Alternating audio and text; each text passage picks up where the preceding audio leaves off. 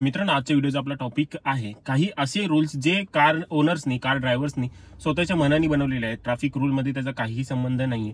फक्त स्वतःच्या सोयीनुसार लोकांनी जे ते ट्रॅफिक रूल्स बनवले आहेत. कुठकुठले असे ट्रॅफिक रूल्स आहेत जे तुम्ही अजूनपर्यंत फॉलो करताय, परंतु तसं काही आहेच नाही, ते तुम्हाला ह्या व्हिडिओवरून समजून येईल. तर आपल्याला ते करणं जे ते आता बंद केलं पाहिजे, सेफर ड्रायव्हिंगसाठी आणि होणारे रोडवरती ऍक्सिडेंट वाचवण्यासाठी. तर चला मित्रांनो, व्हिडिओला सुरुवात करूया. मी जागृत जाधव आपलं पुन्हा एकदा स्वागत करतो आपल्या Marathi channel learn to turn मराठीमध्ये. तर मित्रांनो, पहिला नियम आहे जो सगळेजण मोस्टली फॉलो करतात की लोकांचं म्हणणं असतं की रात्रीच्या 11-12 नंतर जे आहे ते ट्रॅफिक सिग्नल्स आपल्याला फॉलो करण्याची काही गरज नाहीये. रात्रीच्या 11-12 नंतर ते सकाळच्या 6-7 वाजेपर्यंत, कारण की रोडवरती तर गर्दी काहीच नसते आणि अर्धे सिग्नल तर फक्त ब्लिंक होत असतात, येलो लाईट किंवा रेड लाईट ब्लिंक होत असतात. तर अशा वेळेला आपल्याला ते फॉलो करण्याची गरज नाहीये. आपण सुसाट हव्या त्या वेगामध्ये गाडी जी आहे ती रस्त्यावरनं पळवू शकतो. त्यामुळे तुम्ही पाहत असाल रात्रीचे जास्त हाय स्पीडिंग जी आहे ती होत असते आणि त्याच्यामुळेच रात्रीच्या वेळी ऍक्सिडेंट होण्याचे केसेस खूपच जास्त आहेत. पुण्याची जर ती पोर्सची केस ऐकलीत किंवा मुंबईमधील होणारे बरेच मोठे मोठे ऍक्सिडेंट BMW गाडीमुळे झालेले, ऑडीमुळे झालेले, या लोकांना वाटतं की रात्रीच्या वेळेला आपल्याला सिग्नल फॉलो करण्याची गरज नाही आहे. असं अजिबात नाही. रात्रीच्या वेळी का गरज नसणार? की रात्रीच्या वेळेला आपला भारताचा काय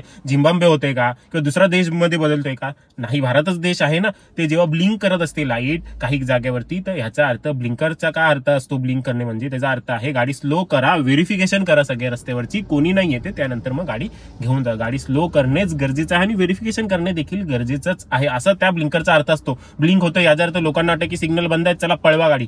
हे चुकीचं आहे. ब्लिंक होतंय म्हणजे गाडी स्लो करा, व्हेरिफिकेशन करा आणि नंतर मग पुढे जा. आणि काही जागेवर तर सिग्नल हे चालूच असतात. तर ते आपल्याला रात्र असू दे किंवा सकाळ असू दे, 24 तास आपल्याला ट्रॅफिक सिग्नल पाळणे, फॉलो करणे खूप गरजेचं आहे.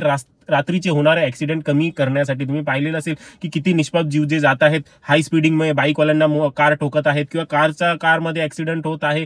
जास्त करून युथ म्हणजे जवान पोरं जे आहेत ते ह्याच्यामध्ये आहेत. अशा लोकांना आपल्याला सांगणं गरजेचं आहे की रात्रीचे देखील आपल्याला ट्रॅफिक सिग्नल जे आहेत ते पाळायचे असतात. हा एक नियम झाला. आणि दुसरा नियम आहे मित्रांनो की जो वन वे असतो, आता समजा की ह्या साईडला जाणारा रस्ता, ही गाडीची फेसिंग आहे, ही बॅक साईड आहे, या साईडने जी गाडी आहे जाते आहे, तर ती लोकांना वाटते की आपण असेच आहोत, तर असे आपण मागे रिव्हर्स येऊ शकतो वन वे वरून, कारण की आपल्या गाडीचं तोंड या दिशेलाच आहे, मग आपण रिव्हर्स येऊ शकतो. चुकून घुसला का माणूस पूर्ण असा रिव्हर्स येतो. ते करणं देखील चुकीचं आहे.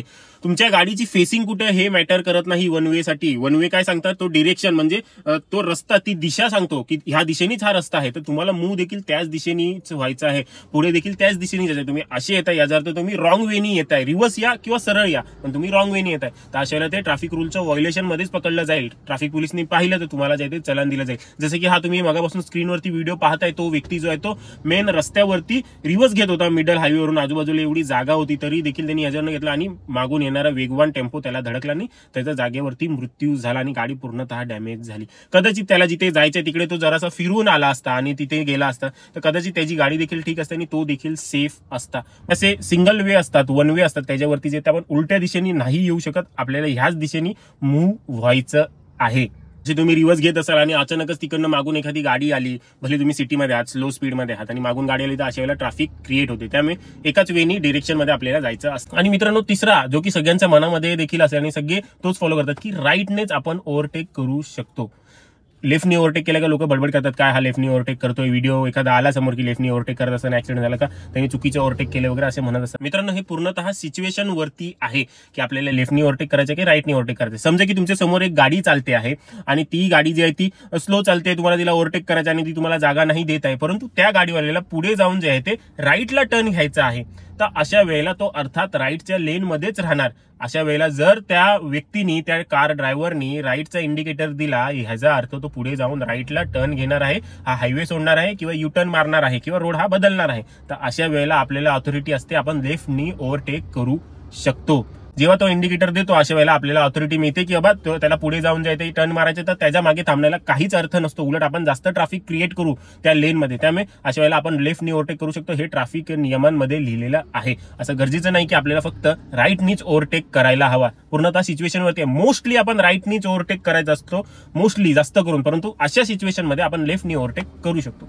आणि मित्रांनो, पुढील गोष्ट आहे की बहुतेकांना वाटतं की जिथे नो पार्किंगचा बोर्ड नाहीये तिकडे आपण बिनधास्त गाडी किंवा बाईक पार्क करू शकतो. हे देखील मित्रांनो चुकीचं आहे.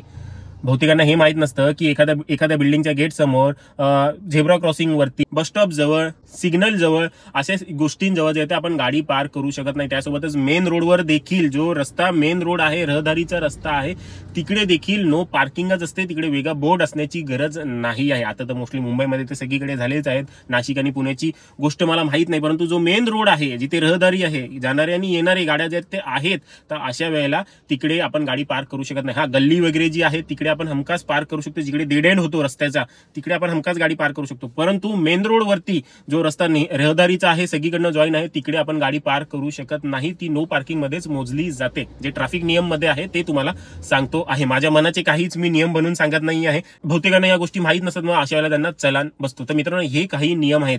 अजून देखील बरेचसे नियम आहेत, त्याबद्दल देखील तुम्हाला जर माहिती हवी असेल तर खाली कमेंट करून नक्की सांगा की अजून एक पार्ट बनवायचा. ह्याबद्दलचा अजून एक पार्ट घेऊन येण्याचा मी नक्कीच प्रयत्न करेन. व्हिडिओ आवडलेला असेल लाईक करा. जो हे नियम पाळत नसेल त्यासोबत हा व्हिडिओ शेअर करा, त्याला देखील समजू दे.